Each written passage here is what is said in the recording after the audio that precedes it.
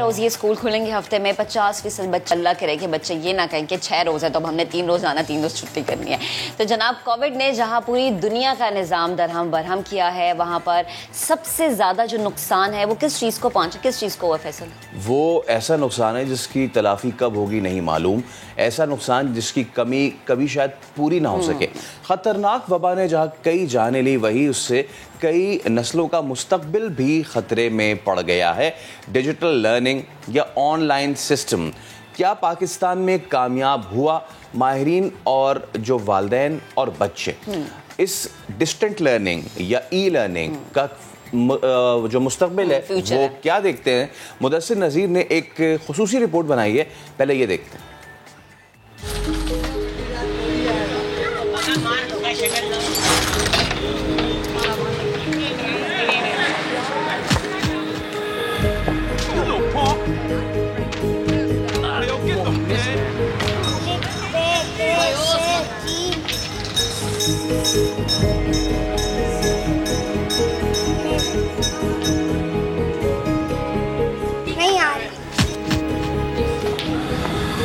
से स्कूल बंद हो गए, स्कूल नहीं जा रहे, सब कुछ भूल गए, कुछ भी नहीं आता और कुछ भी याद नहीं है, क्या कर सकते हैं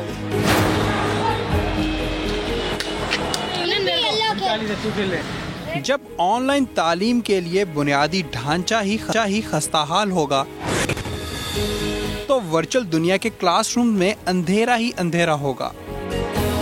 आलमगीर वबा ने मुआशी, समाजी और इक्तिसादी सूरत हाल को बुरी तरह से झंझोड़ कर रख दिया है, मगर जो नुकसान तालीमी मैदान में हुआ है शायद उसकी तलाफी मुमकिन नहीं।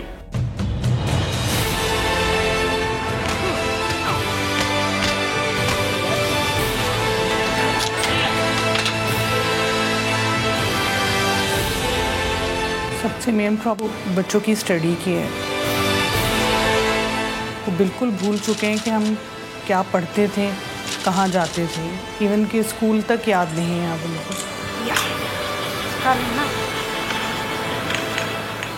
और लेट नाइट बच्चे जागते हैं, जब ऑनलाइन क्लास का टाइम होता है तो बच्चे सो रहे होते हैं उस वक्त।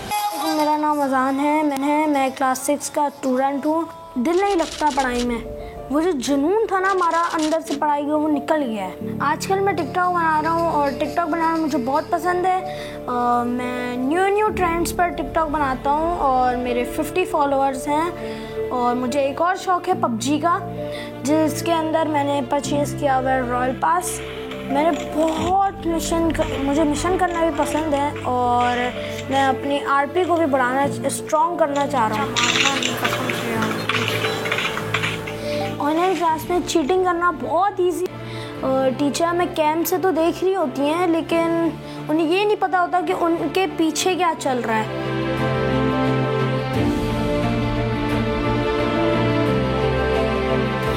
बहुत ज़्यादा जो है सोशल एक्टिविटीज से कनेक्ट होती है। जो हमें सबसे ज़्यादा तशवीश है वो इस बात पे है कि इस कोविड-19 के सिनेरियो में जहाँ बहुत सी चीज़ें SOP के तहत चली, क्या स्कूल नहीं खुल सकते थे?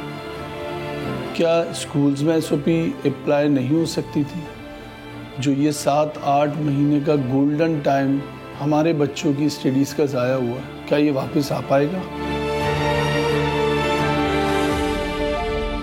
इन 1.5 सालों में स्कूल तो नहीं खुले, मगर हर महीने तमाम पेरेंट्स ने फ़ीस प्रॉपर सबमिट करें। गवर्नमेंट ने फीस इसके हवाले से कोई रिलीफ नहीं दी पेरेंट्स को। मगर कुछ वालिदैन तस्वीर का दूसरा रुख भी दिखाते हैं। Shower. Harish, what is this? What shape is this? Oval shape.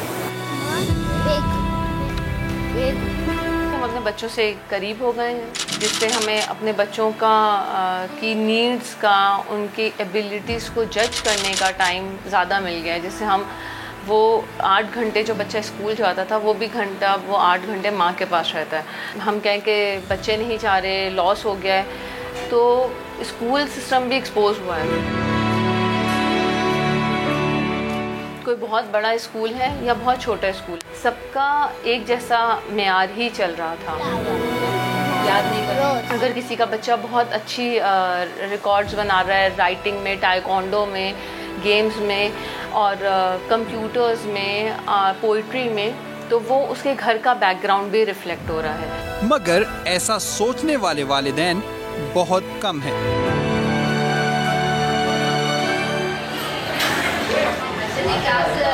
Rajisha कह रही है 19 जो हमारी हदीस है, हमें अल्लाह ताला ने भेजा तो हमारे आने से पहले हमारी तमाम तरह ज़रूरियात का इंतज़ाम करना है, खाने के लिए ग़िज़ा रखी।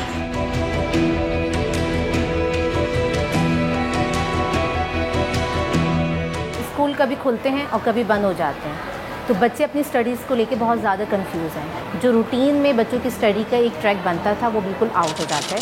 बच्चों के सिलेबस पे से बहुत ज़्यादा असर पड़ता है। फिर दूसरा, गवर्नमेंट की तरफ से ये अनाउंस हो जाता है कि ऑप्शनल पेपर जो हैं वो नहीं लिए जाएंगे, कंपलसरी पेपर जो हैं वो हम नहीं लेंगे और ऑप्शनल पेपर हम लेते हैं। तो उसमें भी बच्चे जो हैं वो काफ़ी कंफ्यूज होते हैं। ज़हनी दबाव जो बच्चों की तरफ है वो ही ज़हनी दबाव टीचर की तरफ भी है। टीचर भी चाहता है कि वो अपना सिलेबस जो है बच्चों से कंप्लीट कराए। अगर तालीम में हम कुछ तरक्की कर नहीं सकते, तरक्की का हमारी कोई इम्कान हो नहीं सकता। उठें उठकर निशानाते जहालत को फना कर दें, गवारा अब तो बर्बादी का सामा हो नहीं सकता।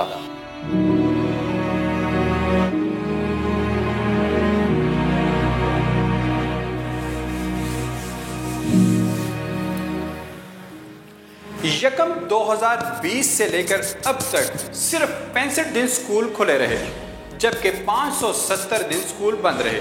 यानी 2020 में सिर्फ 43 दिन स्कूल खुले और 2021 में सिर्फ 23 दिन स्कूल खुले। 1.5 सालों में हफ्तावार छुट्टियों की तादाद 115 है।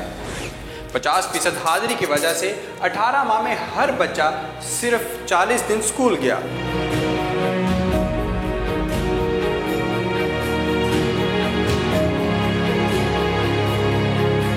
कोरोना की वबा के दौरान पाकिस्तान में सबसे ज़्यादा जिस शोबे का नुकसान हुआ वो तालीम का शोबा है, जहां स्कूलों में मौजूद बच्चों की तादाद का 25 से 30% स्कूलों से बाहर रह गया।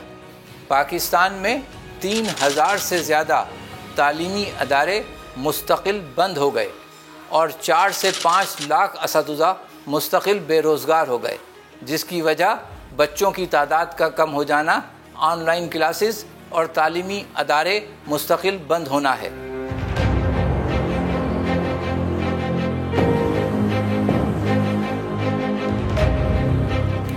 2020 में 9वीं और 10वीं जमात के बच्चों को बगैर इम्तिहानात के प्रमोट कर दिया गया, जिससे तालीमी म्यार बिल्कुल गिर गया।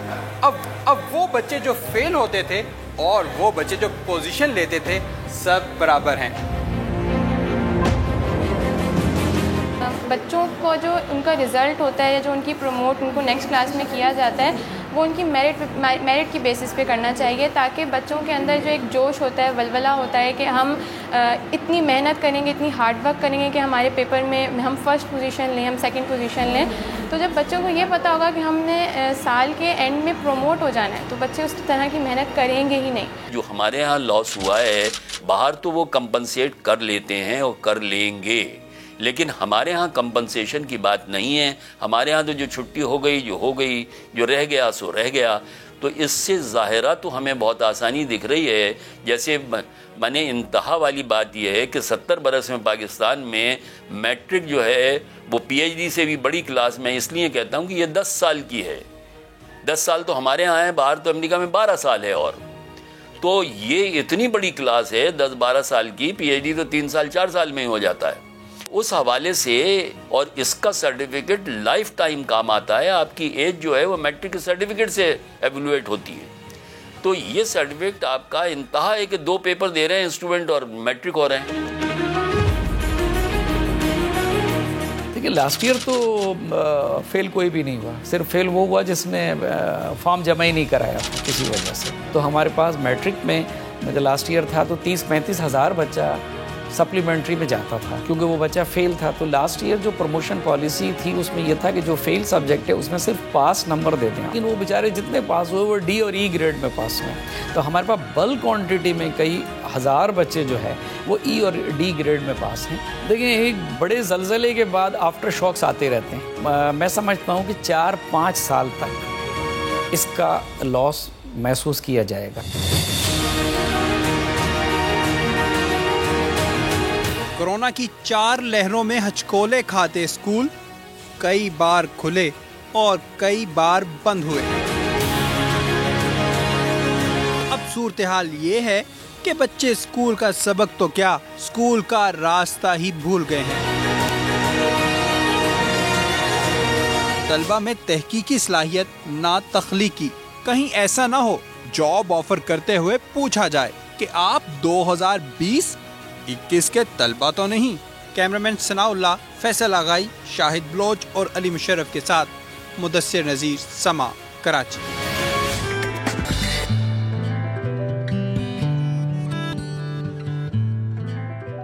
एक कार स्टूडेंट्स की मेहनत का मुंह बोलता सबूत, ऐसा शाहकार कि जिसे जो भी देख रहा है सिर्फ पजीराई करता नजर आ रहा है। फैसलाबाद से एक खबर है जहां इलेक्ट्रिकल इंजीनियरिंग के तलबा ने सोलर से चलने वाली कार बनाई है जिसकी बैटरी ब्रेक लगाने पर भी चार्ज होती है। जनाब उस्मान सिद्दीक की रिपोर्ट आपको दिखाते हैं।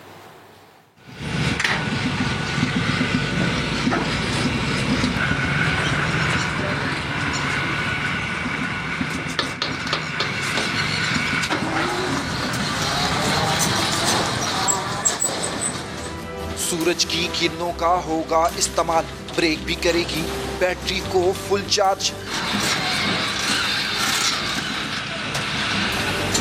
फैसलाबाद में इलेक्ट्रिकल इंजीनियरिंग के 2 तलबा बलाल और आकिफ ने ऑलराउंडर कार बना डाली जो दिन में सूरज की रोशनी जबकि रात में बिजली और फ्यूल से चलेगी। कार में लगी लिथियम बैटरी ब्रेक लगने से चार्ज होती है। ये जो प्रोजेक्ट इसका नाम है solar hybrid car with regenerative braking system. इसमें मल्टीपल सोर्सेज हैं आपके पास। इसको वाटर के थ्रू चार्ज करके भी चला सकते हैं, आपको इसको सोलर के थ्रू भी चार्ज करके चला सकते हैं, आप इसको चाहे तो इंजन में भी चला सकते हैं। इसमें जो मेन फीचर है वो ये है कि इसमें रीजनरेटिव ब्रेकिंग सिस्टम है कि आप जब ब्रेक सप्लाई करेंगे तो आपकी जो है बैटरी चार्ज होगी। जो आप इतनी ज़्यादा फोर्स ब्रेक लगाने पर ज़ाया करते हैं वो आपकी ज़ाया नहीं होगी, वो आपकी बैटरी चार्ज करेगी। 600 kg तक का लोड कैरी कर सकती है। इसमें 5 बंदे बैठ के एट अ टाइम ट्रैवल कर सकते हैं। ज़हीन तलबा ने 1 साल की मेहनत के बाद ये अनोखी गाड़ी तैयार की है। हमने दिन रात एक करके इसको बनाया। हम कब नहीं देख रहे थे कि रात है या दिन है। लोग कोरोना की छुट्टियां एंजॉय कर रहे थे लेकिन हम कोरोना में इधर सेपरेटली ये काम कर रहे थे अपना और सर अंजाम दे रहे थे इसे। इसमें जो सोलर की जो 150 वाट की वो 5 प्लेट्स लगी हुई हैं और 50 वाट की 3 प्लेट्स लगी हुई हैं। रेड बुल कार की लागत है सिर्फ 2.25 लाख रुपए। सलाहियतों से माला माल यूनिवर्सिटी के होनहार दिखा रहे हैं अपने कमालात। कहते हैं हुकूमत सरपरस्ती करे तो मुल्की सतह पर सोलर गाड़ियां बनाकर दुनिया को हैरान कर सकते हैं। कैमरामैन हाफिज अवैस के साथ उस्मान सिद्दीक, समा, फैसलाबाद। जी हाँ, तो हमारे जो शाहकार है ना वो बहुत ही हमारे हर गली मोहल्लों में छुपे हुए हैं। बस ज़रूरत इस चीज़ की है कि इस नम मट्टी को और ज़रखेज़ हम करें। खैर, जब अब मिसरा मेरे मुंह से निकल ही गया है तो आइए अब गुफ्तगू को थोड़ा शायराना कर लेते हैं। मुद्दत हुई है यार को महमा किए हुए, जोश कदह से बज़ में चरागा किए हुए, करता हूँ जमा फिर लख्ते जिगर को, अरसा हुआ है दावत मशगा किए हुए, मोहब्बत और ज़िंदगी की तल हकीकतों को शेर की ज़बान में बयां करने वाले असदुल्लाह खान गालिब की अपनी ज़िंदगी कैसी थी, अब ये बात हमारे नौजवानों को भी पता चलेगी, चलनी चाहिए। जी हाँ, पाकिस्तान अब उज़्बेकिस्तान के साथ मिलकर बहुत बड़े इस खित्ते के शायर मिर्ज़ा गालिब पर एक ड्रामा बनाने जा रहे हैं। बिल्कुल, और फैसल सिर्फ यही नहीं, मुग़ल बादशाह बाबर भी जो हैं उन पर भी एक ड्रामा बनेगा, एक सीरीज़ बनेगी जो PTV पर आएगी। और ये दोनों बहुत बड़ी अचीवमेंट्स है हमारे लिए कि हमारी नौजवान नस्ल को पता चलेगा कि हमारी तारीख में कितने सितारे मौजूद हैं, उनकी ज़िंदगी कैसी थी, उन्होंने कितनी मेहनत की, कितनी जिद्दोजहद उन्होंने की।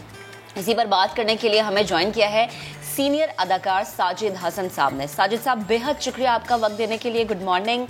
मिर्ज़ा गालिब हों और मुग़ल बादशाह बाबर हों, इन दोनों पर ड्रामा बन रहा है, सीरीज़ बन रही है, जो कि नौजवान नस्ल अब देखेगी, उनको पता चलेगा उनकी तर्ज ज़िंदगी क्या रही है।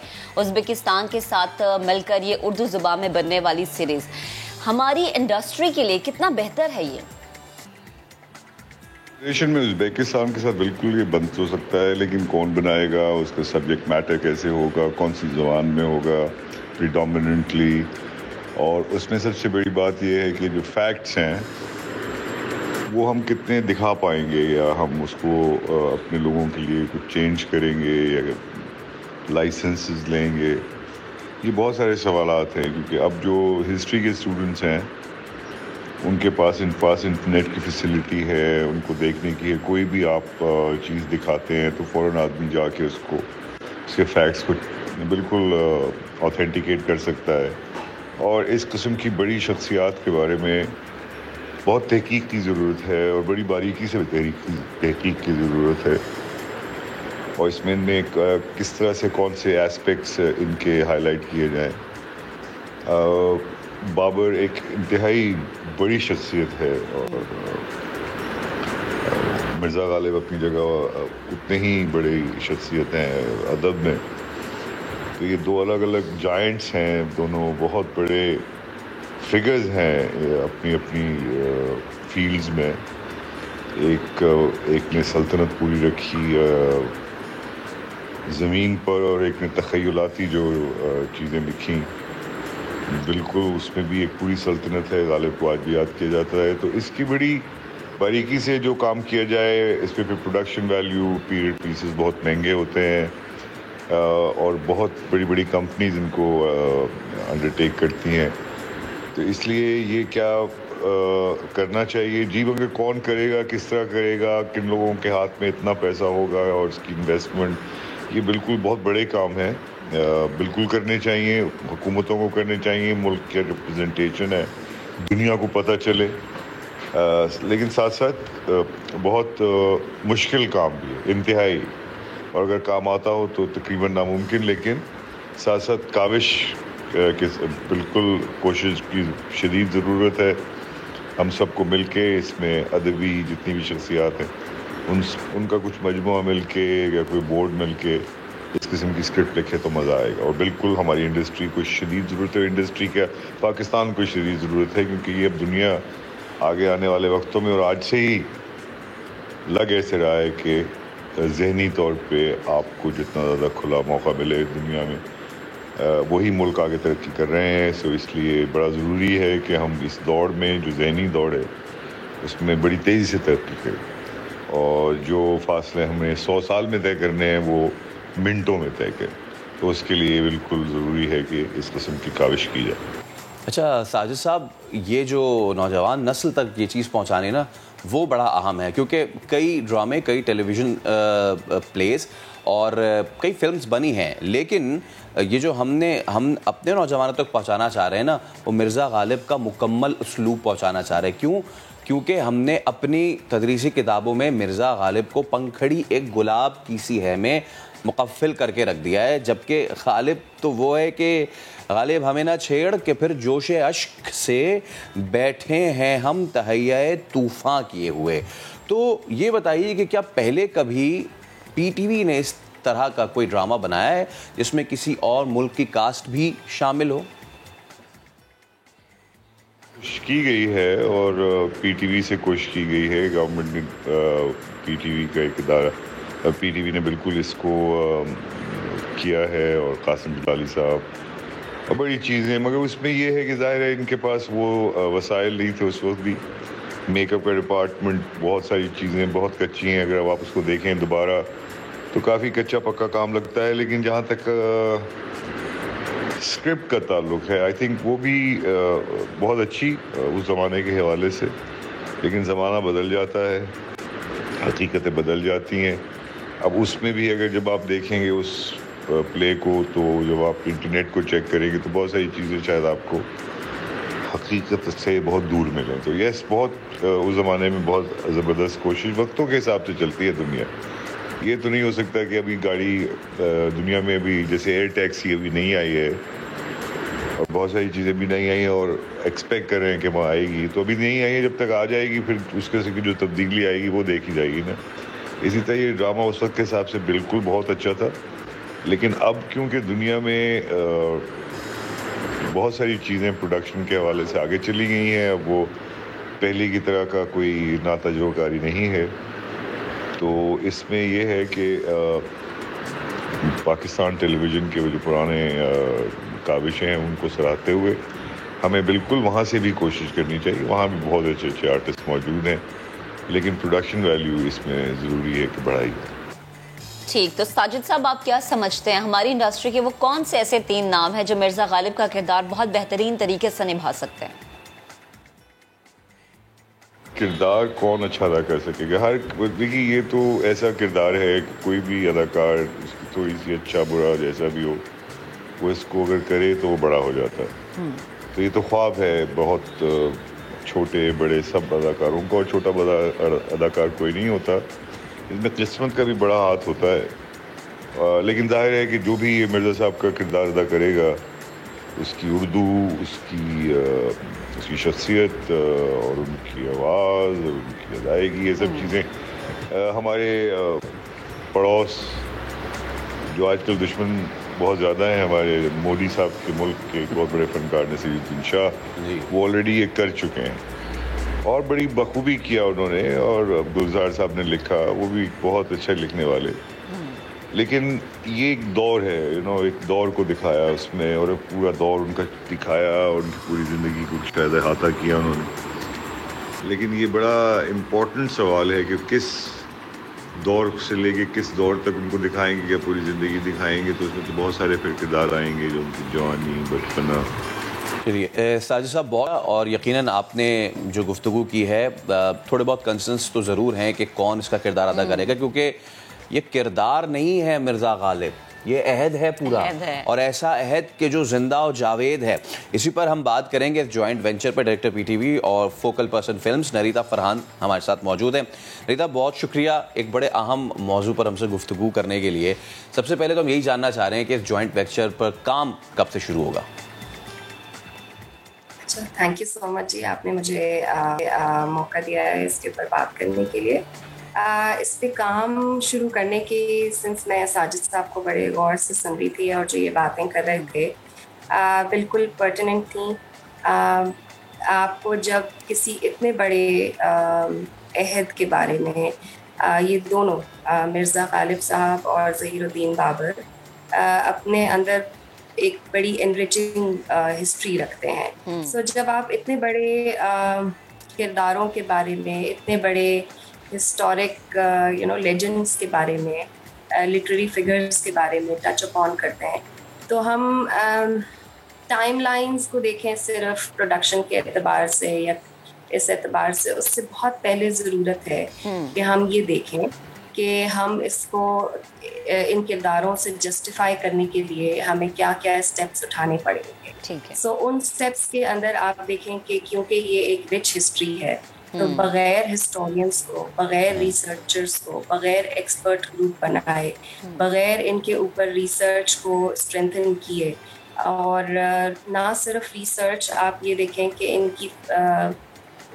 इनकी शायरी इतनी एक्सटेंसिव है, इनके ऊपर जो आप स्क्रिप्टिंग कराएंगे, स्क्रीन प्लेस करेंगे, वो इतने स्ट्रेंथन उस हिसाब से होने चाहिए कि जो फुली जस्टिफाई करते हों कि आपने बाबर और ज़हीरुद्दीन बाबर साहब और मिर्ज़ा गालिब को चुना है इस काम के लिए।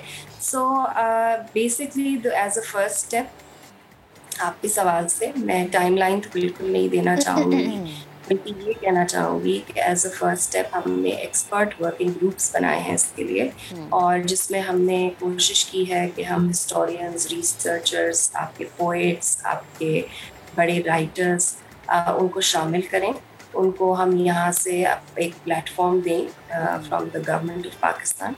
गवर्नमेंट ऑफ पाकिस्तान मैं इसलिए स्ट्रेस करूँगी कि आपको पता है कि जो डायरेक्शन देने की ज़रूरत है, जो हीरोज़ क्रिएट करने की ज़रूरत है, जो आपको अपने मॉरल्स, वैल्यूज़ पे स्टैंड करने की ज़रूरत है।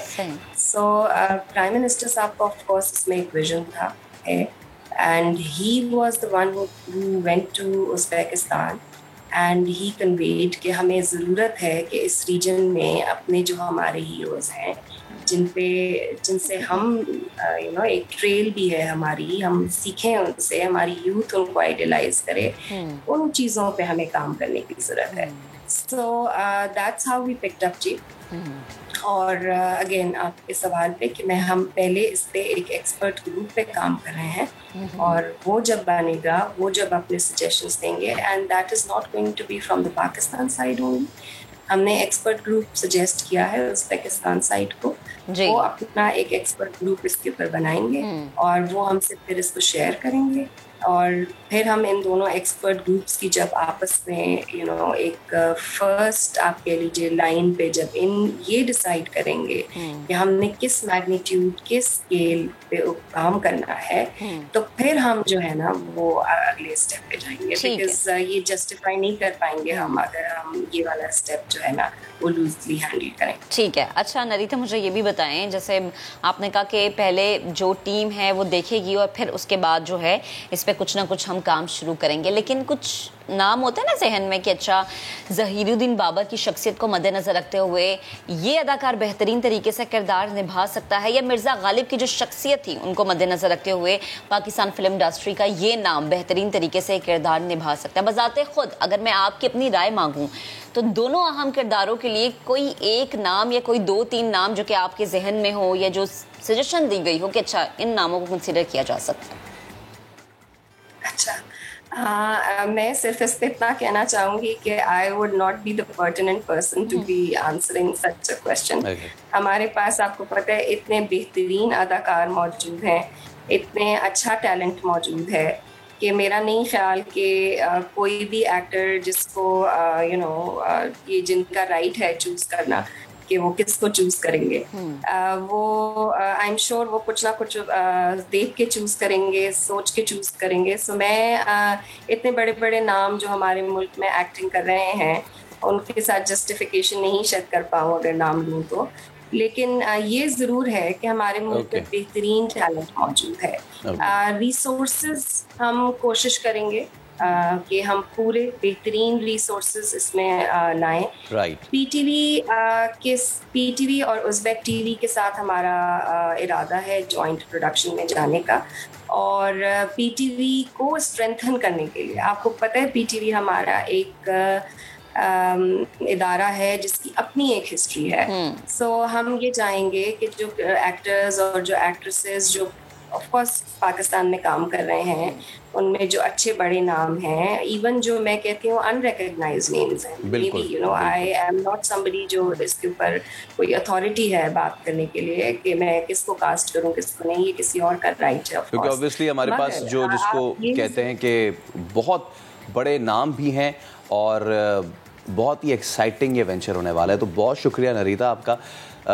एक तो दीन बाबर के जिनके धाक के आगे बड़ी बड़ी सल्तनतें जो है ना हिल गई, और उसके बाद दूसरी शख्सियत वो कि मतलब जो वन ऑफ माय फेवरेट्स. तो हम ब्रेक ले लेते हैं इस शेर के साथ कि इश्क मुझको नहीं वहशत ही सही, मेरी वहशत तेरी शोहरत ही सही. एक ब्रेक ही सही. वाह वाह, ब्रेक.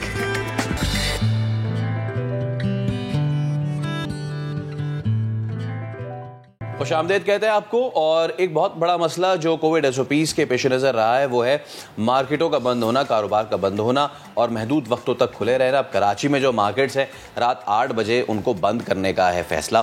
तो इसके खिलाफ ताजिर जो हैं वो मैदान में आ गए हैं और उन्होंने ये पहले दरख्वास्त की थी और अब कर रहे हैं मुतालबा कि आप मार्केट का वक्त रात 10 बजे तक करें. ताजिर एक्शन कमेटी के रिजवान इरफान साहब हमारे साथ मौजूद हैं, इनसे हम बात कर लेते हैं. बिल्कुल रिजवान साहब, बेहद शुक्रिया वक्त देने के लिए. 2 मुतालबात, एक तो जुम्मे को कारोबार खोला जाए, दूसरा ये कि रात 10 बजे तक दुकानें खोलने की इजाज़त हमें दी जाए. ये दोनों मुतालबात आपने क्या सामने रखे हुकाम बाला के और क्या जवाब आया, अगर तो सामने रखे हैं?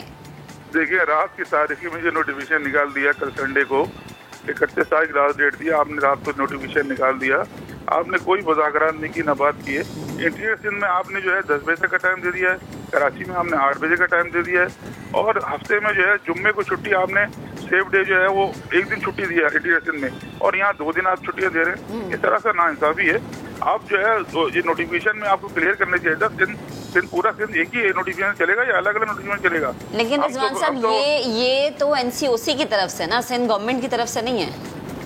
नहीं, एनसीओसी की तरफ से उन्होंने 2 दिन कहा था सेफ डे, लेकिन इंटीरियर सिंध में जो है सिर्फ जुम्मे के दिन उन्होंने छुट्टी नहीं दी है, उन्होंने सिर्फ संडे को छुट्टी दी है, शायद एक दिन छुट्टी का दी है और नोटिफिकेशन में मौजूद है।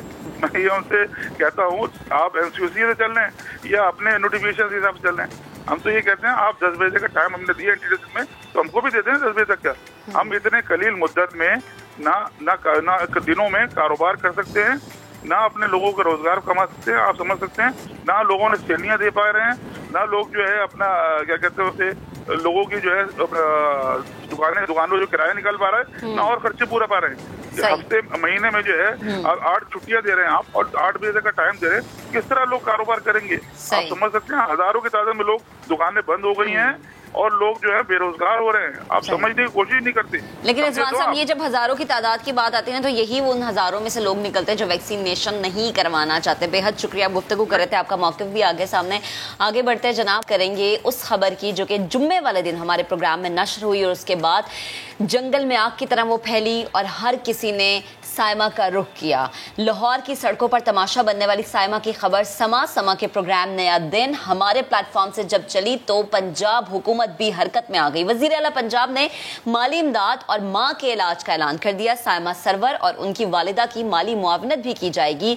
और जनाब इसके अलावा हमारे प्रोग्राम में समाजी कारकुन सारिम बर्नी साहब जब आए तो उन्होंने साइमा की तालीमी अखराजात और हर मुमकिन मदद की यकीन दहानी कराई। फैसल, मुझे बड़ी खुशी हुई कि सारिम भाई जुम्मे वाले दिन वो वादा करके गए और वो वादा उन्होंने वफा किया, और मुझे लगता है ये चंद एक वादे ही हैं जो वफा हो जाते हैं, और इसके अलावा जनाब वादे मुझे नहीं लगता जो हुकूमत करती है वो वफा होते नजर आते। अल्लाह करे कि वो भी हो, अल्लाह करे वो भी हो।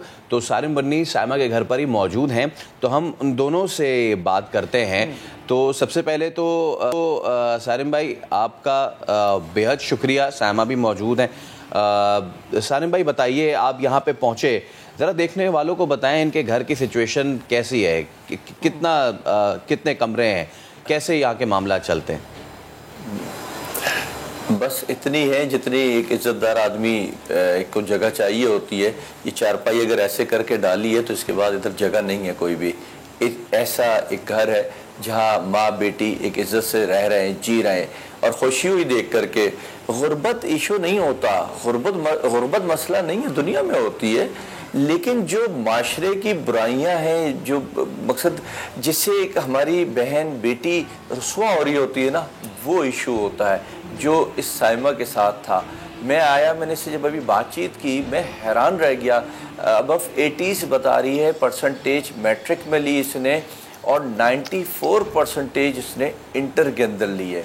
अब आप इंतहा देखें कि एक मेडिकल की स्टूडेंट 13 माह पढ़ने के बाद इस वजह से छोड़ देती है कि बाप की डेथ हो गई, भाइयों की डेथ हो गई, माँ को संभालने वाला, घर को चलाने वाला कोई नहीं है, और उसके बाद रोज़ के अखराजात अब कैसे उठेंगे? तो महीने की अगर सैलरी जो वजूहत थी वो तो इसने जो बताई वो अपनी जगह, लेकिन महीने पे तो फिर महीने पे सैलरी मिलती, जो आज खाना था, जो आज दवा लानी थी, उसके लिए क्या करती? तो इसने जोकर बनना शुरू कर दिया। इसने किसी महल्ले वाले से पूछा, कोई लड़का यहाँ बनता था, उसको देख करके इसने काम शुरू किया। और कभी कभी मैं ये कहता हूँ कि कभी कभी जो नुकसानात होते हैं ना, वो भी फ़ायदे में बदल जाते हैं। अभी मुझे साइमा ने बताया कि मैं जा रही थी तो किसी लड़के ने जब मेरी विग खींची तो मेरे एकदम बाल खुले, तो पता चला कि मैं लड़की हूँ, और उसके बाद ये चीज़ जो है ना सामने आई। मुझे तो खुशी है कि साइमा हमारे सामने आई, वरना हमारी एक इतनी कीमती बहन ऐसे छुपे हुए जोकर बन के सड़कों पे। चले फिर हम अपनी बहन से भी बात कर लेते हैं। सबसे पहले तो साइमा आपको बहुत बहुत सलाम। और हमने 3 दिन पहले ही इस चीज़ को कवर किया, जिसके बाद देखते ही देखते पहले सारिम भाई हमारे साथ मौजूद थे। यकीनन वादा वही जो वफा हो, और उन्होंने वादा किया और आज वो आपके साथ मौजूद हैं। इसके अलावा वज़ीर आला पंजाब उस्मान बुज़दार ने नोटिस लिया, पंजाब हुकूमत ने नोटिस लिया। तो अब तक कितने लोग आपसे रब्ता कर चुके हैं और क्या कुछ अब तक आपसे वादे हुए हैं, ज़रा बताइए।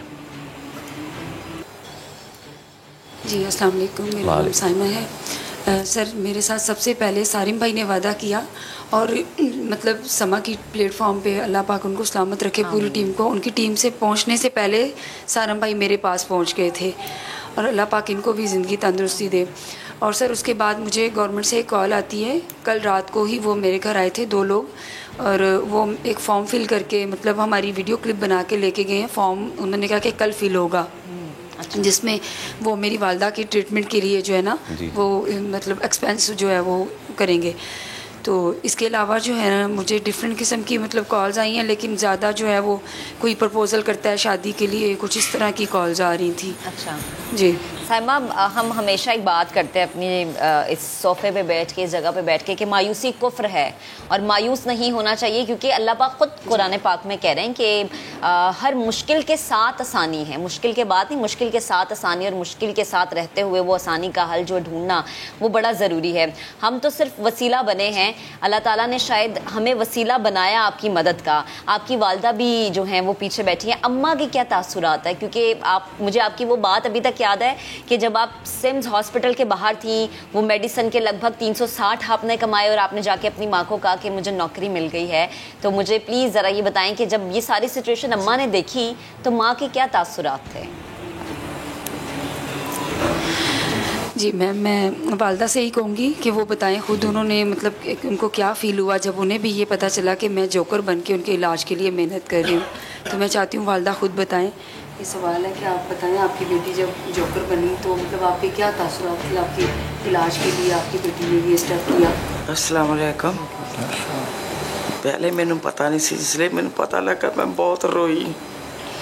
मैं क्या सहमा तू मंगण वाला काम शुरू कर दिता, साढ़े च किसी ने नहीं यहो जिहा काम किया।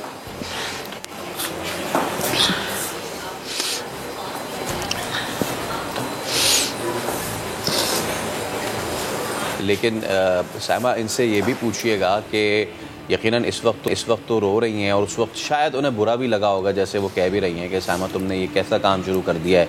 लेकिन अब जब उन्हें ये तमाम तर चीज़ें नज़र आ रही हैं तो उन्हें अपनी बेटी पर फ़ख्र है कि उनकी बेटी ने कोई गलत रास्ता इख्तियार नहीं किया, बल्कि एक सही रास्ता चुना और अब जो लोग हैं वो उसकी मदद को आएँ। जी सर, नहीं तुसी ये दसो कि तुहानू कोई शर्मिंदगी तो नहीं मेरे ते कि मैं काम किया, तुहानू फख्र है या कि तुहाडा मैं साथ दे? मेरी बेटी है, मेरा सब कुछ मेरी बेटी है इस वक्त। ते कहंदे तुसी ये दसो कि तुहाडे मदद लिए लोग आ रहे नहीं तो की महसूस होंदा है कि भी अल्लाह पाक अगे तुहाडे हालात बेहतर करे, ते मतलब कि कहोगे इस बात? बस मेरा ना दिल बंद जिस तरह है इस तरह। मैं कभी आज तक किसी को 10 रुपए भी नहीं सी मंगे, ना मेरे मियाँ ने सारी जिंदगी किसी को मंगण दिते। अल्लाह ने बस कोई मौजदा दिखा दिता है जिसकी वजह नाल अज असीं इत्थों तक पहुँच गए। ठीक है। अच्छा साइमा, मैं चाहता हूँ कि आप अपनी वालदा को हमारी तरफ से सिर्फ ये बता दें कि यकीनन मुश्किल वक्त ज़रूर आता है, लेकिन जब वो मुश्किल वक्त आया है तो ऐसे में आप एक तो सबसे पहले आपने उनका सहारा बन के सामने आई, जिसके बाद ये हम सबकी ज़िम्मेदार, ये तो हुकूक़ुल इबाद में शामिल है। अगर हमारे बराबर वाले को भी कोई तकलीफ़ है तो हम हमारे पड़ोसी को भी हम जाके मदद करें। आप तो हमारी बहन है और अगर हमसे हो सका तो हमने आपकी ज़रूर ये मदद भी की है। तो अपनी वालदा को अब ये कहना है कि पहली बात रोना नहीं है, फ़ख्र करना है अपनी बेटी पे। और अगर तो वो ये समझती हैं कि उनकी मदद हुई है, और यकीनन सफ़ेद पोश जो लोग होते हैं ना सारिम भाई, वो यही सोचते हैं कि यार मैंने तो आज तक किसी से मांगा नहीं है, ना मेरे शौहर ने मांगा, जैसे कि अम्मा भी कह रही हैं। तो अभी ये चीज़ होते हुए उनको अजीब से महसूस हो रहा होगा। तो ये साइमा, जिस वक्त आप पढ़ लिख के एक मुकाम पे पहुंच जाएंगी और हमारी दुआ है कि डॉक्टर बन जाएंगी, तो अपनी अम्मी को ये बताएं कि जितनी मुझे लोगों ने मदद की है ना, मैं उससे 100 गुना ज़्यादा लोगों की मदद करूँगी। आप ये बताएं, फिर हम आगे बढ़ते हैं इंशाल्लाह।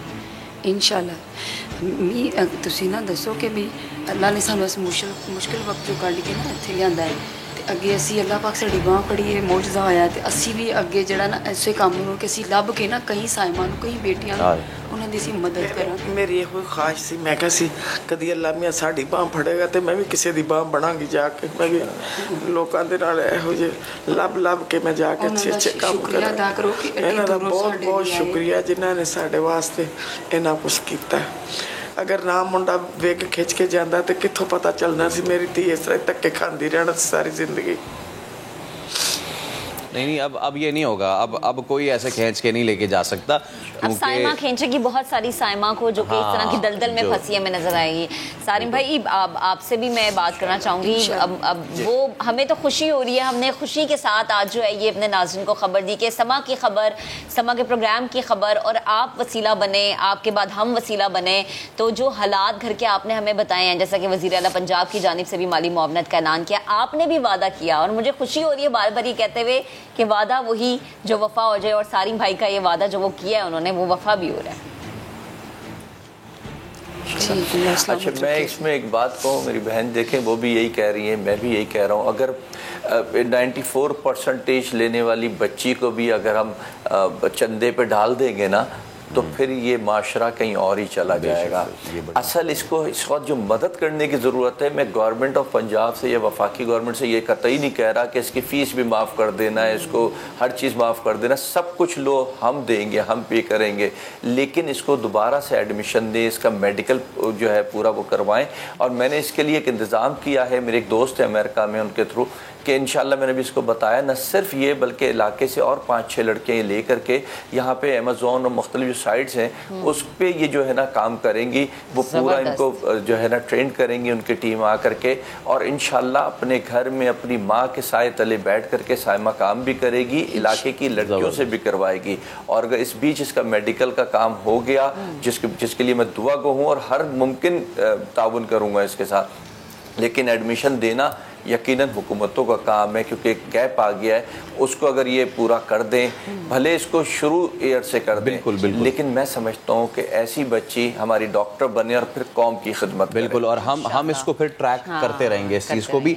तो बड़ी बहुत शुक्रिया सारिम आपका, साइमा आपका शुक्रिया। और जिस आप अपना कारोबारी मामलात भी शुरू करेंगी, हम यकीनन आपके पास आएंगे, हम जानेंगे कि अब जिंदगी कैसे गुजरी और सेकंड अब ये साइमा का पूरा चैप्टर हमारी तरफ से क्लोज हो गया, क्योंकि जो जिम्मेदारी उठाई गई, जिसके बारे में बात की गई, वो अब निभाने की तरफ भी है। एक और स्टोरी ऐसी यकीनन हम बहुत जल्द आपके सामने लेकर आएंगे।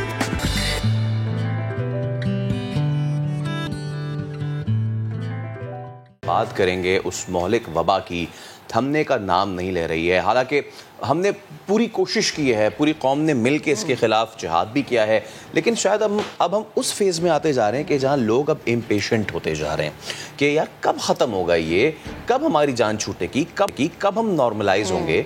मुल्क में गुज़िश्ता 24 घंटे के दौरान जो फिगर्स हैं ना, वो फिर मज़ीद स्टैगरिंग है, ऊपर जा रहे हैं। हाँ, 118 अफराद इंतकाल कर गए हैं। NCOC के मुताबिक 3838 नए कोरोना केसेस रिपोर्ट हो रहे हैं।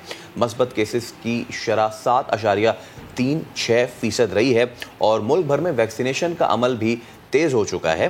National and command operation centre पहले ही बैरून मुल्क जाने वालों को बूस्टर यानी कोरोना की तीसरी खुराक लगाने की इजाज़त भी दे चुका है। अब डेवलपमेंट ये भी हुई है ना कि अब जो स्टूडेंट्स हैं उन्हें भी वैक्सीनेशन लगेगी। ये जो पूरी सूरत हाल है जो हमने बयान की है, इस पर बात करने के लिए हमें ज्वाइन किया है पार्लिमानी सेक्रेटरी बराए सेहत नौशीन हामिद साहिबा ने। नौशीन साहिबा बेहद शुक्रिया वक्त देने के लिए, गुड मॉर्निंग। जो बात हम करें कोविड के हवाले से, इब्तिदा में मैं यही आपसे पूछना चाहूँगी कि चौथी लहर जो है ख़तरनाक और तेज़ी से जो है पंजे गाड़ती हुई हमें नज़र आ रही है। एक दिन में अमवात जो हैं 118 तक पहुँच गई हैं।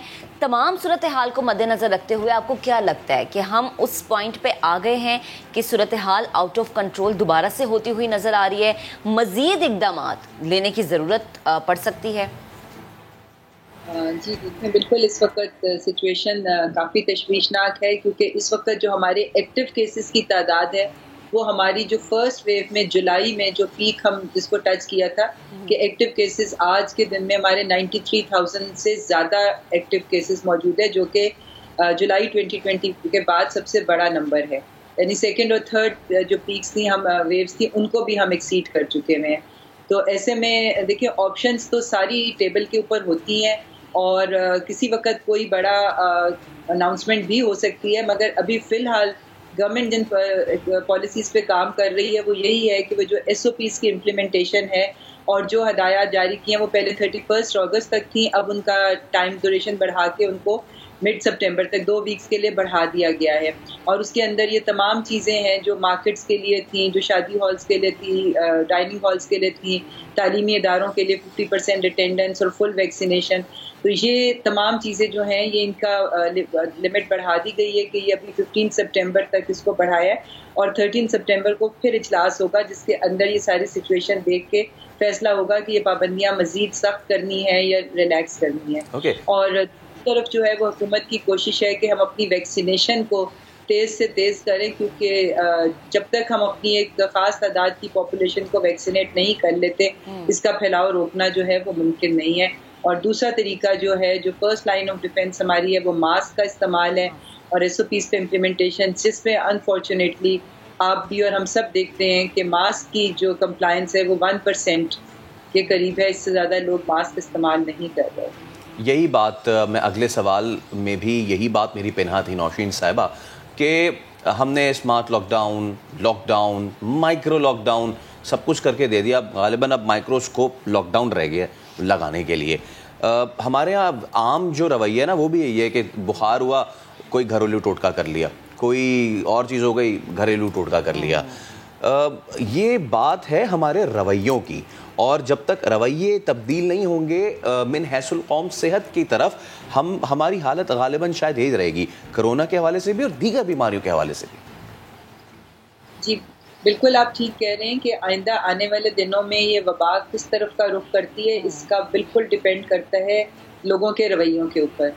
आज अगर लोग ये चीज़ें जो गवर्नमेंट कह रही है अगर उसके ऊपर स्ट्रिक्ट, क्योंकि हमारे पास दुनिया में ऐसे ममालिक मौजूद हैं जहाँ पर सिर्फ SOPs की इम्प्लीमेंटेशन से कारोबार ज़िंदगी नॉर्मल चलता रहा है, उनको अपनी चीज़ें बंद नहीं करनी पड़ी, मगर वहाँ पर लोगों ने SOPs के ऊपर बड़ी स्ट्रिक्ट इम्प्लीमेंटेशन की थी, गवर्नमेंट के साथ कोऑपरेट किया था, तो ज़रूरत नहीं पड़ी थी। क्योंकि देखें, आप अगर स्ट्रिक्ट लॉकडाउन लगा देंगे तो अब ये तो जिस वक्त भी आप उसको कि आप कितने दिन लगाएंगे, ये तो सालों 1.5-2 साल तो अभी हम देखते हैं कि हो गए हैं, और मजीद इतना टाइम भी ये वबा चल सकती है, तो इतने लॉन्ग टर्म के लिए आप जिंदगी को बंद नहीं कर सकते, वो पॉसिबल नहीं होता है। तो अब जब भी अगर आप कोई स्ट्रिक्टर मेजर्स लेंगे, कोई टोटल लॉकडाउन या कोई ऐसी चीज़ अगर लगाई भी जाएगी तो इवेंचुअली एक दिन उसको 15 दिन के बाद 20 दिन के बाद उसको लिफ्ट करना है, तो हम दोबारा से फिर ये सर्च देखेंगे। तो इसलिए वो लॉन्ग टर्म सोल्यूशन नहीं है। लॉन्ग टर्म सोल्यूशन यही है कि हम वैक्सीनेशन को अपने इसी तेज़ी से करते जाएं और लोग जो है वो SOPs पे अमल दरामद करें। सही। अच्छा नौशीन साहबा, एक और चीज़ के बारे में ज़रा रहनुमाई कीजिएगा। हम बात ये भी कर रहे थे कि स्टूडेंट्स को भी अब जो है वैक्सीनेशन लगेगी। सिंध में तो 9वीं से 12वीं जमात तक के बारे में कहा जा रहा है, ये बाकी सूबों की क्या सूरत हाल है और ये प्रोसेस किस तरह से होगा? बूस्टर जो है डोज वो लगेगी क्या है, किस तरह से ये जितना प्रोसेस है उसको मैनेज किया जाएगा? क्योंकि बच्चे जो हैं उनको एक तो वैक्सीन लगना ज़रूरी है क्योंकि ज़ाहिर उनका बाहर आना जाना ज़्यादा होता है, फिर वो दोनों स्कूल कॉलेजेस वगैरह में बैठना होता है, और दूसरी बात ये कि इसको मैनेज करना शायद एक चैलेंज होगा हुकूमत वक्त के लिए। तो प्लीज़ बताएगा क्या प्लान तश्कील दिया गया है? जी देखिए, ये इस वक्त 2 वैक्सीन हैं पाकिस्तान में जो कि बच्चों के लिए अप्रूव्ड हैं। उनमें एक फाइज़र की वैक्सीन है और एक मॉडर्ना की वैक्सीन है। बाकी वैक्सीन का अभी बिलो 18 का अप्रूवल नहीं मिला, तो इसलिए हम फाइज़र से शुरू करेंगे और 17 साल से बड़ी उम्र के बच्चों को पहले इन द फर्स्ट फेज उनको लगेगी और उसके बाद फिर हम ग्रेजुअली 16 साल और फिर 15 साल के ऊपर आएंगे। तो ये बिल्कुल जिस तरह से पहले एज ग्रुप्स को हमने टारगेट किया और आहिस्ता आहिस्ता हम नीचे आए, इसी तरह बच्चों के लिए भी यही वाला प्रोसीजर फॉलो किया जाएगा। और जिस तरह हमें पता है कि हमारी यूथ पॉपुलेशन बहुत ज़्यादा है, तो अंडर 18 की एक बहुत बड़ी पॉपुलेशन है पाकिस्तान में, तो ये ज़ाहिर एक बहुत बड़ा चैलेंज है क्योंकि ये पॉपुलेशन तक पहुंचना और उनको लगाना, मगर बहरहाल हुकूमत ने अपनी हिकमत अमली वज़ा कर ली है और स्टूडेंट्स को, और ये 17 ईयर्स से इंशाल्लाह 1 सितंबर से शायद शुरू हो रहा है और उसके बाद हम ग्रेजुअली नीचे की एज ब्रैकेट्स की तरफ आते जाएंगे। ठीक है नौशीन साहबा, पिछले दिनों एक रिसर्च भी आई थी जिसमें बताया गया था यूरोपीय ममालिक में कि वो वायरस जो कि नौजवानों से उनके बुज़ुर्गों में मुंतकिल होता है वो ज़्यादा डेडली होता है। ऐसे में अब क्योंकि हम तो पूरी कौम को ही ये दरख्वास्त कर रहे हैं, अबलाग कर रहे हैं कि जी खुदा के वास्ते वैक्सीन लगवा लें, SOPs का ख्याल रखें। अब जो हमारे बच्चे हैं जो कि 17 साल से ज़्यादा उम्र के हैं, अब उन पे भी बड़ी भारी जिम्मेदारी आयद हो जाती है इस रिसर्च को सुनने के बाद कि हो सकता है कि आप इतने ज़्यादा वल्नरेबल ना हों, लेकिन अगर तो आपकी वायरस कैरी करते हैं अपने किसी भी तरीके से और वो ट्रांसमिट होता है आपके एल्डरली में, तो वो ज़्यादा नुकसानदेह है, तो उनको भी बताना बड़ा ज़रूरी है। जी बिल्कुल, देखिए बच्चे अक्सर जो है वो एसिम्प्टोमेटिक होते हैं, उनके अंदर सिम्टम्स इतने होते नहीं हैं, बाज़ में तो बिल्कुल भी नहीं होते हैं और बाज़ में तो बड़े माइल्ड से सिम्टम्स होते हैं, तो इसलिए पता नहीं चलता वो कैरियर्स होते हैं। और ज़ाहिर है कि जब वो घर में आते हैं तो बुज़ुर्गों के साथ उनका इंटरेक्शन होता है और इस तरह घरों के अंदर जो है ये गो कि हमने बुज़ुर्गों को घरों से निकलने से रोका होता है और हम उनको घरों के अंदर महफूज रखा होता है, मगर ये बच्चे जो हैं ये चूँकि कैरियर्स होते हैं और अक्सर इनमें साइलेंट कैरियर्स होते हैं, तो डेफिनेटली ये होता है। तो इसलिए मैं समझती हूँ कि अब स्कूल्स खुले हैं, वहाँ पर भी बच्चों को इस चीज़ की आगाही देनी चाहिए कि वो बड़ों के पास जाएं तो अपना मास्क का, जो लोग बच्चे घर से निकल रहे हैं घर जाएं तो वो मास्क का इस्तेमाल करें और बड़ों से ज़रा थोड़ा सा डिस्टेंस रखें, और अगर उनके पास उनके कमरे में जाना भी पड़ता है तो मास्क का इस्तेमाल करें। और वो थोड़ा अर्सा जो हमारा एक रवाज है कि घर जाके बड़ों को हक करना, उनको मिलना, तो वो हम थोड़े दिन बच्चों को समझाएं कि हमें इन चीज़ों को अवॉइड करना होता है। अच्छा नौशीन साहिबा, एक और चीज़ जिससे मुतालिक रहनुमाई कीजिएगा मुझ समेत पूरी आवाम की, कि बच्चों की रजिस्ट्रेशन होगी कैसे? इसका जी देखिए वो बच्चों का वे फॉर्म्स तो तकरीबन सभी के होते हैं, मतलब इसके लिए डेफिनेटली मैकेनिज़्म जो है वो तो वज़ा किया ही जा रहा है, और रजिस्ट्रेशन तो उनकी फैमिली की जो होती है, फैमिली ट्री, उसके अंदर बच्चों के पास रजिस्ट्रेशन नंबर होता है, क्योंकि बे फॉर्म जो होते हैं उसमें उनको नंबर एलोकेट किया गया होता है, तो डेफिनेटली उस बे फॉर्म को यूटिलाइज किया जाएगा और उनका इस तरह से डाटा जो है वो एंटर हो जाएगा। सही है, ठीक है, thank you so much ma'am, हमेशा आप हमारे लिए वक्त निकालती हैं। भी है ये, हम अपने लोगों को ये बताएं, बावर कराएं, बार बार लगातार रोज़ाना। हो सकता है कि सुनने वालों के लिए भी अब ये गिरां गुजरने लगे कि जी रोज़ाना हम इसकी बात कर रहे हैं, रोज़ाना एक ही बात हो रही है, लेकिन बात यह है कि ये हकीकत है, कोरोना एक हकीकत है और इससे आप जितना मुंह चुराएंगे उतना ही नुकसान उठाएंगे। अब आगे बढ़ते हैं, जब मुंह चुराने की बात हो रही है तो ज़रा उनकी भी बात कर लेते हैं जिन्होंने मेहनत से बिल्कुल भी मुंह नहीं चुराया और इतनी मेहनत की कि अब वो पाकिस्तान का सर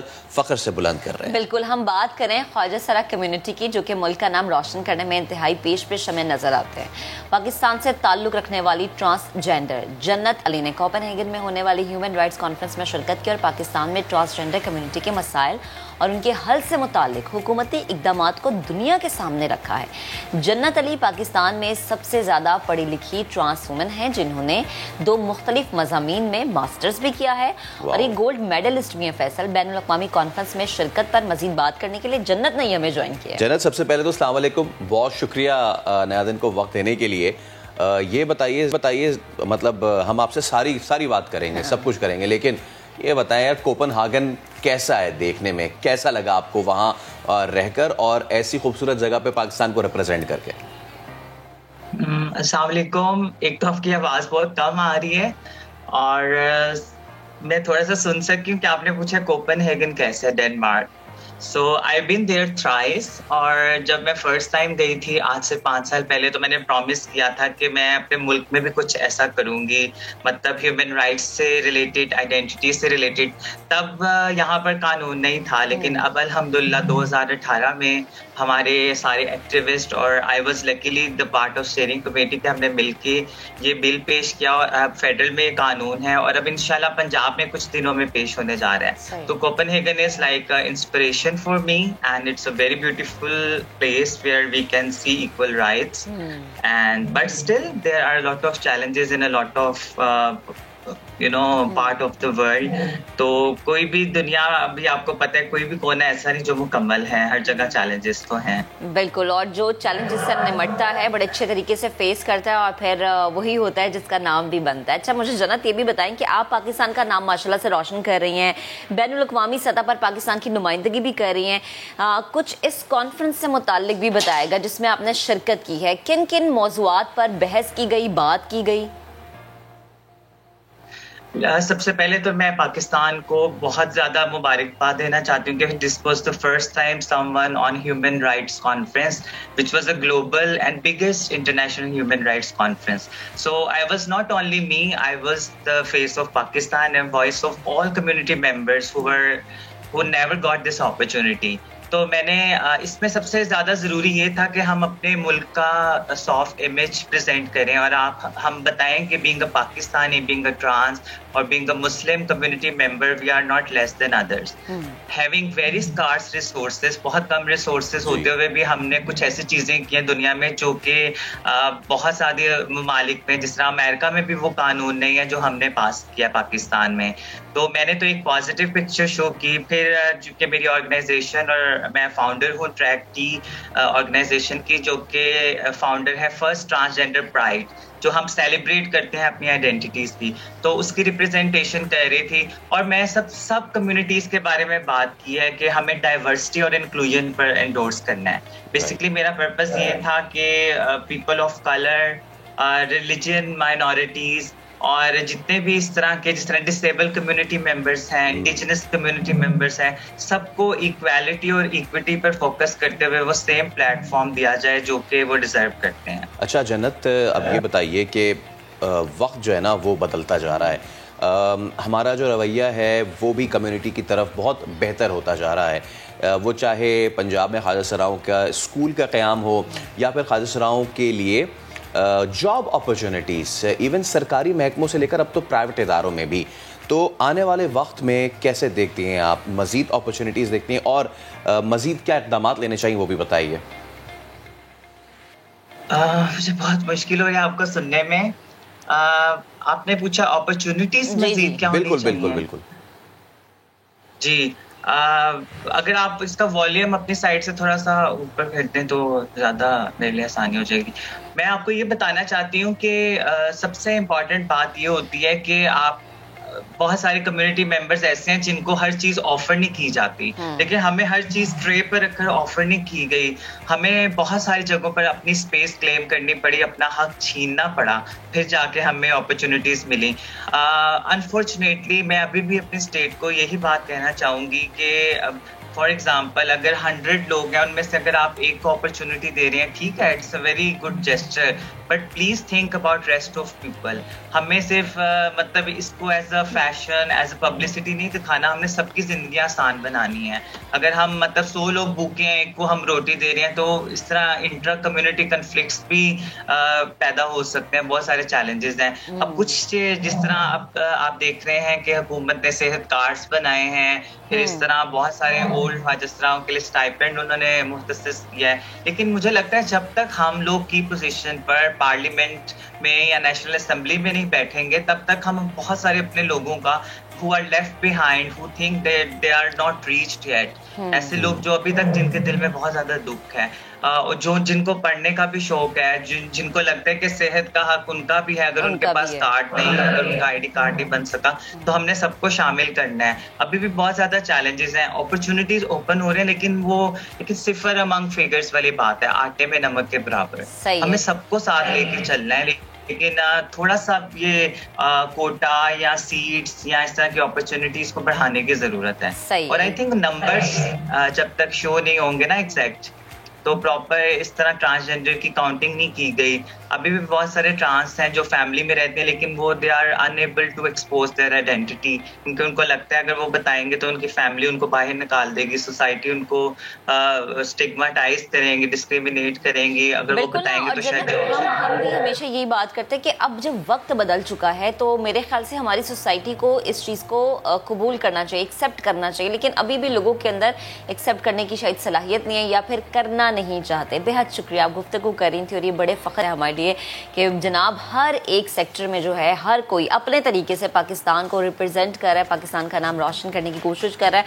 और जो इक़दाम ट्रांसजेंडर के हवाले से मौजूदा गवर्नमेंट ने लिए ना फैसल, वो काबिल तारीफ है. जैसे कि आपने कहा कि हर कोई अपने तई पूरी कोशिश कर रहा है कि मुल्क का नाम रोशन करे. ब्रेक लेंगे, एक और ऐसी शख्सियत से आपको मिलवाएंगे ब्रेक के उस पार.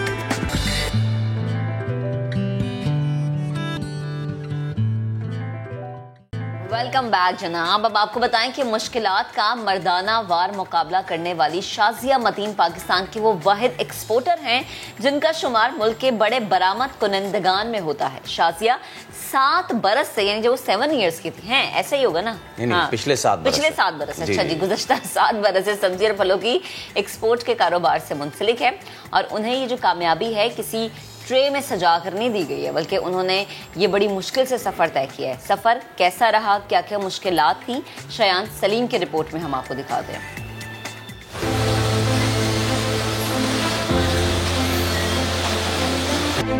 मेरा नाम शाजिया मतीन है। मैं इंपोर्टर एक्सपोर्टर हूँ फ्रेश फ्रूट्स एंड वेजिटेबल की।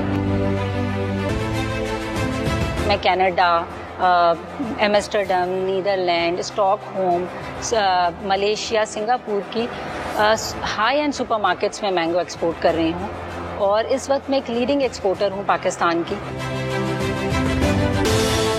पैसे कमाने होते तो वो मैं चार्टर्ड अकाउंटेंसी में इजीली कमा सकती थी और उसमें बड़ी अच्छी आपको चांस मिलते हैं, लेकिन बिजनेस जो है ना वो आपको एक सेटिस्फैक्शन देता है, एक इनर सेटिस्फैक्शन जो आपको इस बात का यकीन दिलाता है कि ये आपकी अपनी सक्सेस है जो आपने किया है। हमें लगता है कि ख़वातीन या तो फैशन डिज़ाइनिंग में जा सकती हैं या आर्ट्स में जा सकती हैं या कुकिंग कर सकती हैं, इससे ज़्यादा वो कुछ नहीं कर सकती। ये एक माइंड सेट है। मैंने बिज़नेस स्टार्ट किया तो मैंने काफ़ी नुकसान किया, लेकिन उस वक्त मेरे फादर ने मुझे बहुत सपोर्ट किया। उनका बिज़नेस का तो हिस्सा ही है नफ़ा नुकसान, तो अगली सुबह उठो और भूल जाओ। जो उन्होंने मुझे फर्स्ट लेसन दिया और वो मैं कहती हूँ वो मेरी ज़िंदगी का सबसे बड़ी सक्सेस का लेसन था। ऐसी फील्ड है कि जिसमें अगर आप एयरलाइंस या जो हमारे फ्रेट के जो मैटर्स हैं वहाँ पर भी ख़वातीन नहीं होती, क्लियरिंग एजेंट भी ख़वातीन नहीं रखी जाती। मतलब इस फील्ड में आप कहीं से भी घूमें तो आपको खातून कहीं नहीं दिखती। तो वो सबको लगता था कि ये नहीं रुक सकती। अच्छा 2 साल 3 साल बाद आखिर इनको वापस जाना ही होगा, तो लोगों ने मुझे सीरियस नहीं लिया। एक्सपोर्टर्स ने जो मेरे दुनिया भर के क्लाइंट्स थे उनको फ़ोन करके कहा कि ये तो अब ये बिज़नेस इन्होंने संभाल लिया है और ये खातून के बस का बिज़नेस नहीं है और अब ये नहीं चलेगा। तो बेटर ये है कि आप अपने बारे में सोचें और हमारी कंपनीज़ को मौका दें ये काम करने का। ये डिस्करेजिंग एटीट्यूड था, लेकिन वक्त के साथ वही डिस्करेजिंग एटीट्यूड जो है फिर बहुत पॉजिटिव हुआ। फिर 3 साल मुझे बहुत मेहनत लगे और जब मैं लीडिंग एक्सपोर्टर बन गई तो फिर उन्हीं एक्सपोर्टरों ने मुझे खुद से वेलकम किया। उन्होंने मुझे मुख्तलिफ जगहों पे बुलाया, तो उनको ये हो गया यकीन कि नहीं ये कर सकती हैं। और इवन बाद में मुझे कुछ एक्सपोर्टर्स ने कहा कि अब हमें लगता है कि हम अपनी बेटियों को भी इस बिज़नेस में ला सकते हैं, क्योंकि कोई पहला तो हुआ जिसने ये स्टेप लिया। वैसे मैक, आपने नाश्ता किया आज? नहीं, भी आप करवाएंगे ना? हाँ, मैं अभी कराता हूँ। मैं आपको टेलीविजन स्क्रीन के थ्रू करवाऊंगा और इतना ज़बरदस्त करवाऊंगा कि आप उंगलियां चाटती रह जाएंगी वर्चुअली। मज़ेदार पकवान खाए होंगे आपने बहुत ज़्यादा, लेकिन आज हम आपको दिखाएंगे भी और महक को खिलाएंगे भी पटाखा चिकन। इसके जायके ने नथिया गली आने वाले सयाहों को दीवाना बना रखा है, इसीलिए हर शख्स ने पटाखा चिकन अपनी प्लेट में सजा रखा है। आतिफ कयूम की रिपोर्ट देखिए। हर सू हरियाली, घने दरख्त, ऊंचे पहाड़ और ठंडी हवाएं, साथ में अगर पटाखा चिकन हो जाए तो सयाहों की सैर का मजा दोबाला हो जाए। इन दिनों नथिया गली में सयाह पटाखा चिकन पर खूब हाथ साफ कर रहे हैं। I am from USA. I've been eating this chicken from Taj Hotel. This is world's best chicken ever. 30 साल से ज्यादा अरसा हो गया मैं ये रोस्ट यानी पटाखा रोस्ट खाने आ रहा हूँ। इस पटाखा रोस्ट को जरूर खाइएगा, ना सिर्फ आपकी सर्दी को खत्म करेगा लेकिन दुनिया का बेहतरीन टेस्ट भी आपको देगा, यकीनी तौर के ऊपर। यहाँ पर बहुत अच्छा एनवायरनमेंट है और पटाखा चिकन भी बहुत अच्छा है, बहुत स्पाइसी है लेकिन बहुत अच्छा है।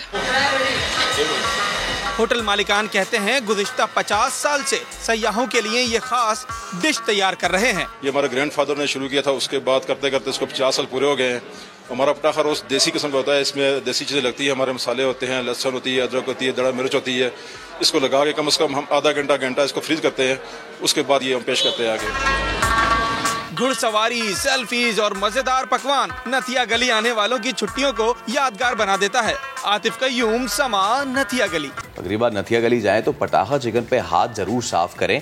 और कैसा महसूस कर रही हैं आप ये देख के? और भूख लगी? यम्मी, और भूख लग रही है। ब्रेक लेते हैं, ब्रेक में मैं अपना बिस्किट खा लूंगी, ब्रेक के बाद वापस आएंगे, हमारे साथ रहिएगा।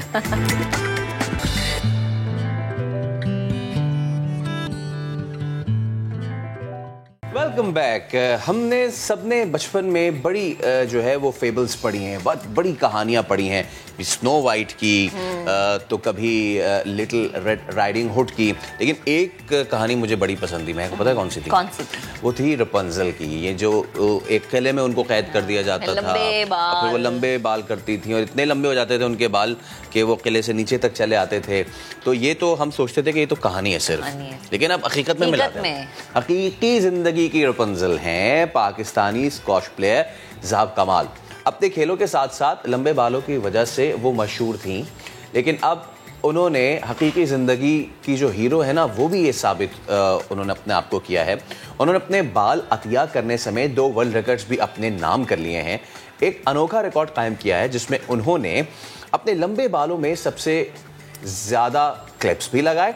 इसके अलावा भी ज़हाब कमाल अपने 5 फीट 1 इंच लंबे बाल एक फाउंडेशन को अतिया करते हुए रिकॉर्ड कायम कर चुकी हैं। और जनाब, ये जो इदारा है उन बच्चों के लिए काम करता है जो किसी बीमारी में मुब्तला होकर अपने बाल खो देते हैं। बड़ा नेकी का काम और बहुत दिल गुर्दे वाला काम है, क्योंकि बालों की कटिंग करवाना एक खातून के लिए कितना मुश्किल होता है ये शायद एक खातून से बेहतर कोई भी नहीं जानता, क्योंकि बाल लंबे बड़ी मुश्किल से होते हैं, लेकिन जब उनकी कटिंग की जाती है तो फिर आंखों से कभी कभी आंसू भी जारी हो जाते हैं।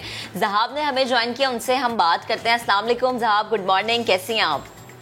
वालेकुम अस्सलाम, मैं ठीक हूँ, आप कैसी हैं? अल्हम्दुलिल्लाह, माशाल्लाह आप छोटे बालों में भी बहुत प्यारी लग रही हैं, लेकिन जो घने लंबे बाल होते हैं ना, कहा जाता है कि लंबे बाल, घने बाल ख़वातीन का हुस्न होते हैं, और यही वजह है कि उनसे प्यार भी बहुत किया जाता है। ख़वातीन अपने बालों की देखभाल भी बहुत करती हैं, डिफरेंट टोटके भी करती हैं, लेकिन ये इतना मुश्किल फ़ैसला, क्योंकि हमारे छोटे से बाल है उसमें भी हम कटिंग करवाते हुए 100 दफ़ा सोचते हैं, पूरा साल सोचने के बाद दिसंबर में जाके कटिंग कराते हैं।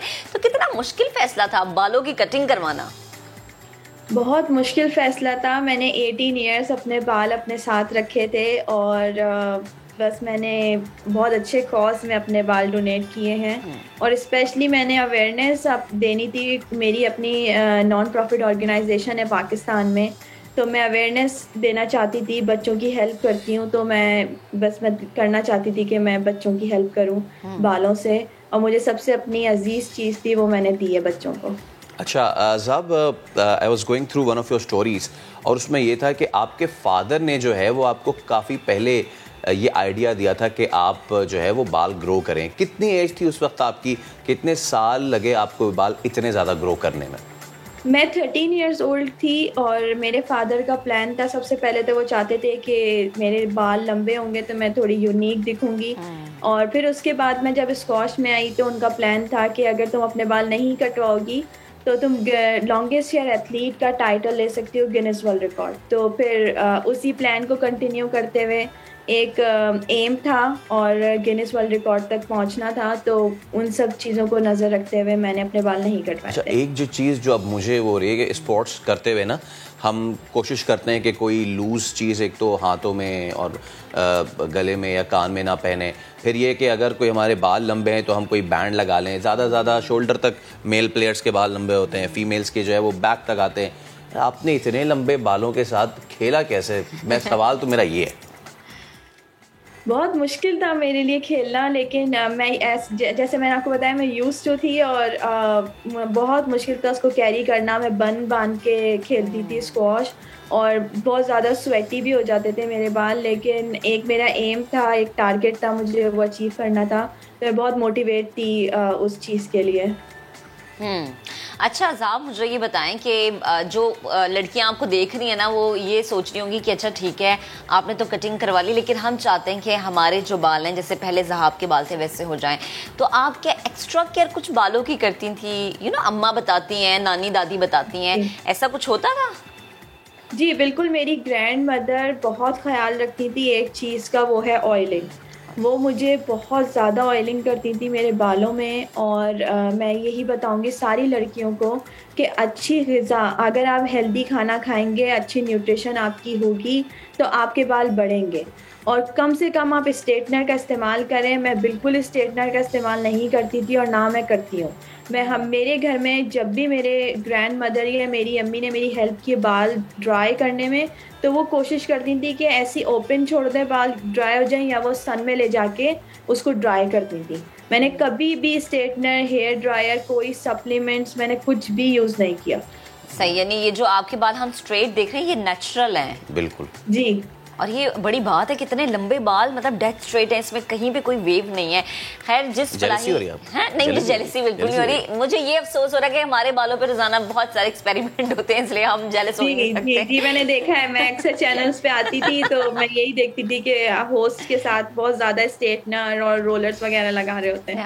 अच्छा, मुझे ये बताएं कि जिस फलाही इदारे को आपने बाल अतिया किए हैं, अगर जरा हम उसके बारे में बात कर लें, तो अब बाल अतिया करना और वो भी अपनी सबसे प्यारी चीज, तो वो फलाही इदारा काम कैसे करता है, और आपके बाल अतिया करने के बाद वहाँ के मुंतजमीन जो हैं उनकी क्या राय है? Children with hair loss wigs बनाती है बच्चों के लिए। वो नॉन प्रॉफिट ऑर्गेनाइजेशन है जो छोटे बच्चों की हेल्प करती है, और मुझे बड़ा शौक़ था अपने बालों को बच्चों तक मतलब हेल्प करने के लिए। तो फिर मैंने अपनी सबसे अजीज़ चीज़ जो है अपने बाल मैंने बच्चों को डोनेट किए हैं, और children with hair loss wigs बनाते हैं, और वो चाहते हैं कि वो बच्चों की जहाँ पर भी उनके रिक्वायरमेंट्स उनकी हेल्प कर सकें, तो मैंने उस फाउंडेशन को अपने बाल डोनेट किए। अच्छा, let's talk a bit about sports now, कि अभी भी आप प्रैक्टिस आपने जारी रखी हुई है? जी बिल्कुल, मेरी प्रैक्टिस पूरी है स्क्वॉश की। मैं खेलती हूँ और मैं कोच भी करती हूँ स्क्वॉश, और अभी कोविड की वजह से मैं टूर्नामेंट्स नहीं खेली थी, लेकिन मेरे टूर्नामेंट्स स्टार्ट होने वाले हैं। अच्छा, एक और बड़ी अहम चीज़, एक बड़े अच्छे कॉज के लिए हमने देखा है कि जो अगर हेयर लॉस किसी को भी होना शुरू हो जाए तो बड़ी परेशानी वाली बात होती है। नींदें उड़ जाती हैं। छोटे बच्चे होते हैं ना, उनकी ऐसी चीज़ें सामने आती हैं कि किसी को कोई बीमारी हो गई, उनको हेयर लॉस होना शुरू हो गया, तो उनका जो चेहरा ना वो हमसे बर्दाश्त नहीं होता। जब आपकी अतिया करदा बाल वेग बन के ऐसे बच्चों को लग रहे होंगे, आपने इमेजिन किया है कि क्या फीलिंग होगी उस वक्त आपकी? किसी एक बच्चे के चेहरे पे मुस्कान लाके आपने बड़ा ज़बरदस्त काम किया है।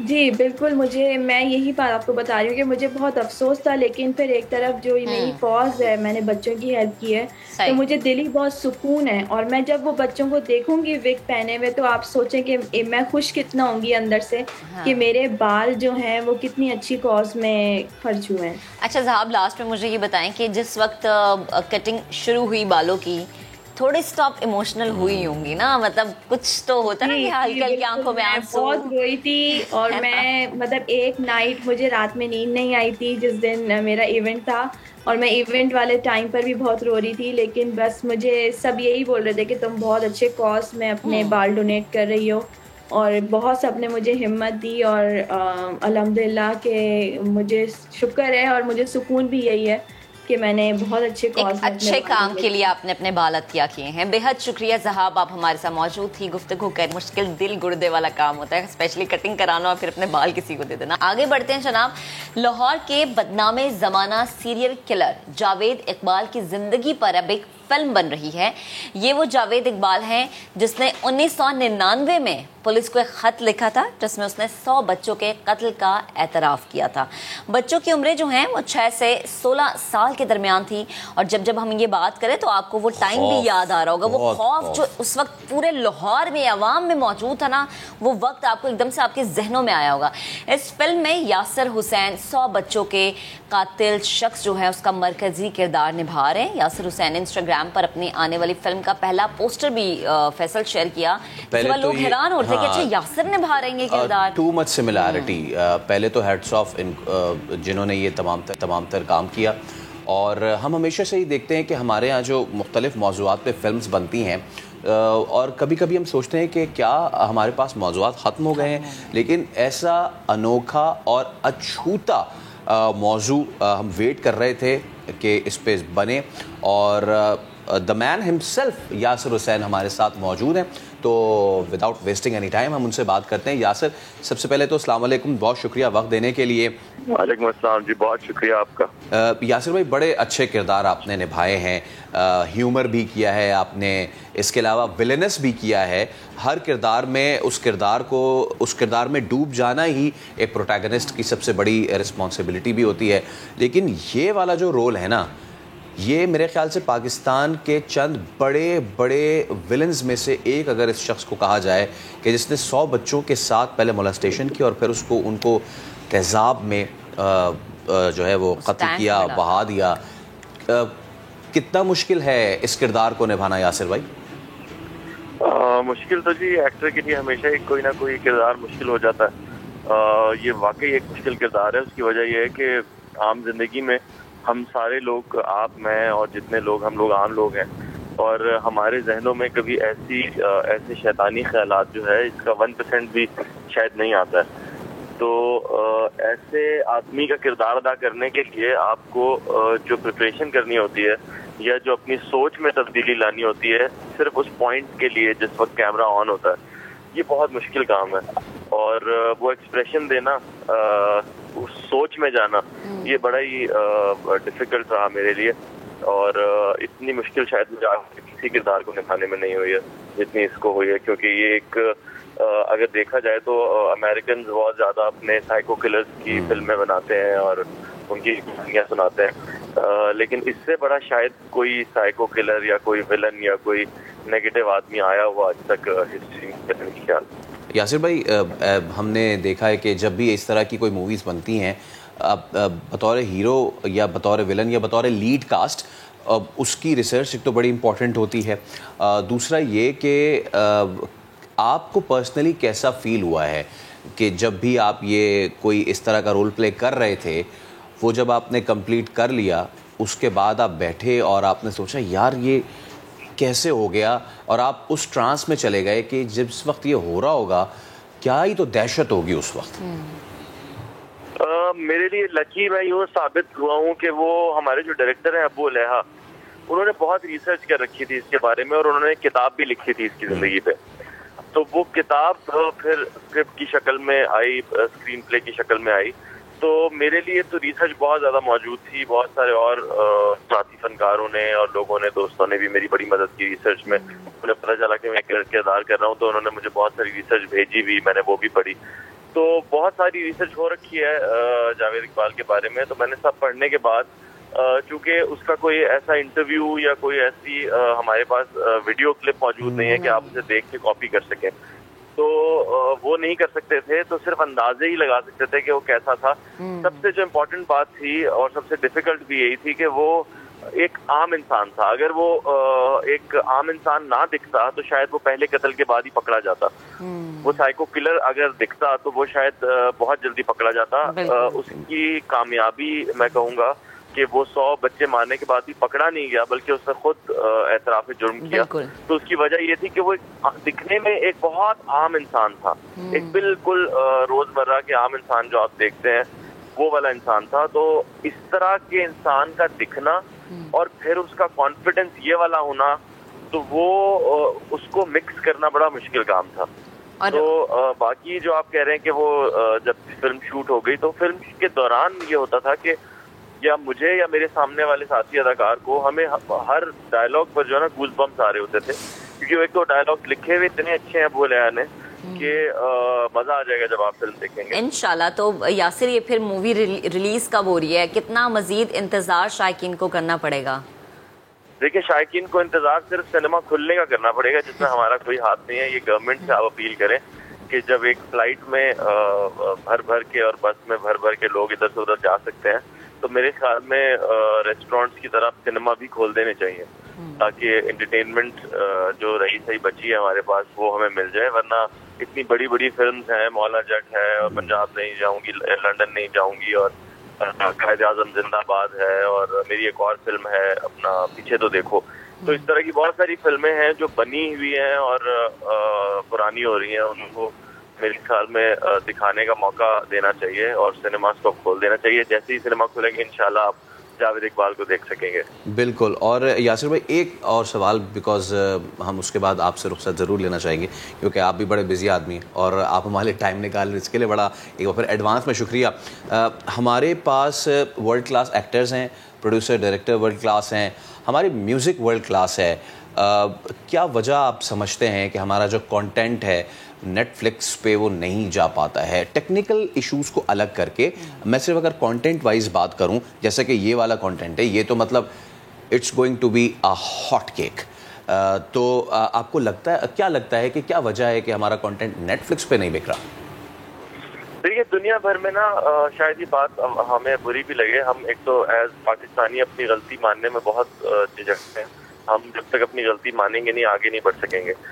तो एज पाकिस्तानी फिल्म इंडस्ट्री हम उस पॉइंट पे नहीं पहुंचे हैं अभी तक। हमारे पास स्टूडियोज नहीं है इतने बड़े जहां हम उस लेवल की चीज़ें बना सकें, नंबर 1। नंबर 2, हमारे यहाँ कोई इंफ्रास्ट्रक्चर नहीं है। हम अभी तक हमारा स्पॉट बॉय है या जो हमारे टेक्निकल टेक्नीशियंस हैं, वो लोग इंश्योर्ड नहीं है। हमारे यहाँ इंश्योरेंस का कोई चक्कर नहीं है। अगर सेट पे कोई मर भी जाता है तो आप अगर मदद के तौर पे कुछ पैसे देना चाहें तो दे सकते हैं, लेकिन ऐसा कोई रूल नहीं है कि उसको वो इंश्योर्ड हो या कंपनी ने उसकी इंश्योरेंस करवा रखी हो।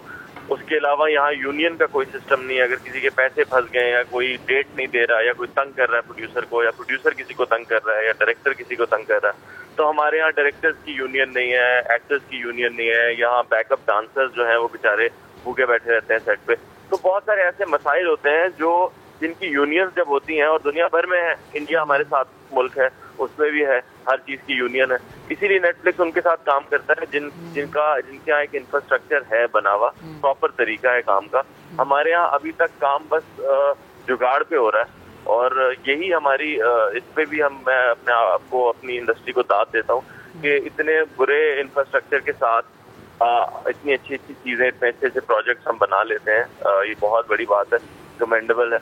लेकिन अब आ गया है कि हमें उस लेवल पे चले जाना चाहिए, क्योंकि हमारे पास कैमरा वही है जो हॉलीवुड में यूज हो रहा है या बॉलीवुड में यूज हो रहा है। तो हमारे पास सिर्फ कमी इंफ्रास्ट्रक्चर की है, वो जैसे ही आ जाएगा नेटफ्लिक्स भी हमारे साथ काम करने लगेगा।